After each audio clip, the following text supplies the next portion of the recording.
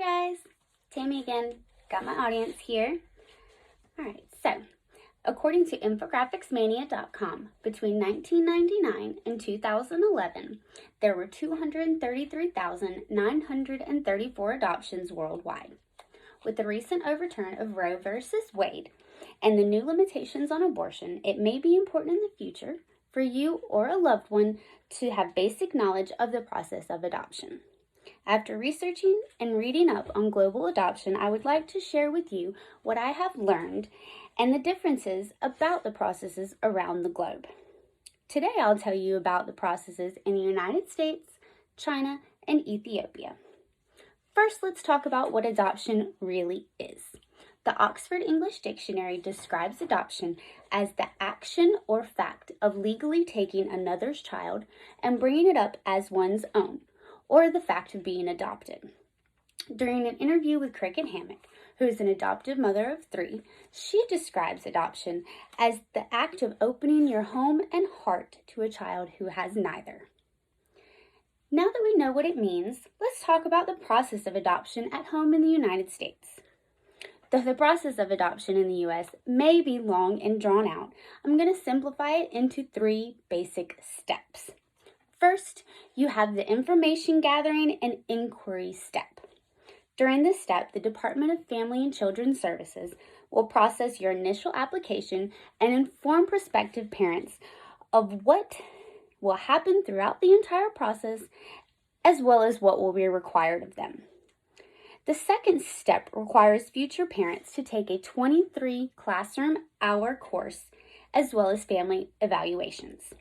According to DFACS, the training course is designed to prepare adoptive parents for the transition of bringing an adoptive child into an already established home, as well as provide them with the tools they need to help the child prosper in a new environment.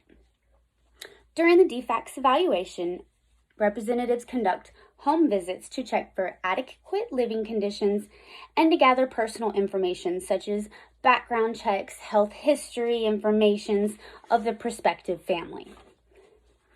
The final step, and likely the longest, is the pre-placement waiting period, the placement of the child in the home, and the finalization of the adoption process. During the pre-placement waiting period, DFACS is diligently looking for a child that will best match with the family that is adopting. Once a child has been chosen and is placed in the home, the adoptive parents are required to sign a placement agreement and then wait patiently while the finalization process is completed through the court system.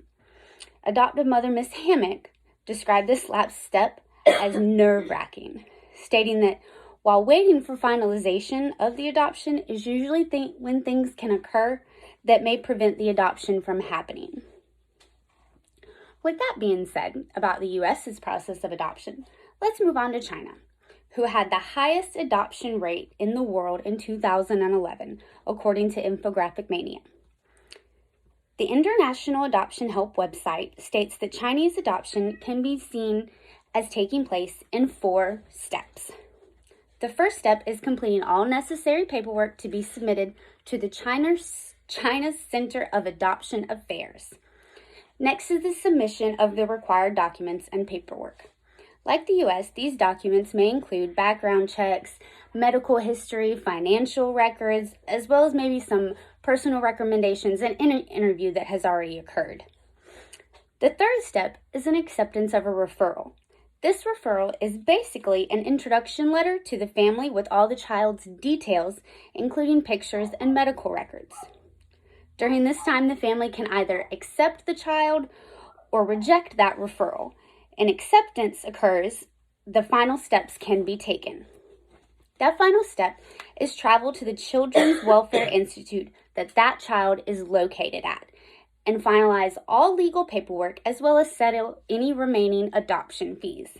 Sometimes certain child welfare institutes also require a donation to help compensate for the care the child has received up until that point at that specific facility. All right, now that we've covered the United States and China, let's talk about Ethiopia, who is number 2 in global adoptions as stated by Infographics Mania website. Much like China, the process for adoption is fairly simple in Ethiopia. In keeping with other countries, this first step is all about paperwork and the submission of necessary documentation. Step 2 is the referral process, which is also very similar to China, with the exception of special needs and older children.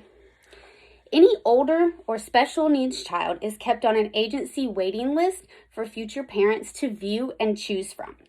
With that being said, it is important to point out that the Ethiopian wait time for an older or special needs child is shorter compared to that of a young, healthy child, according to Adoption Network website.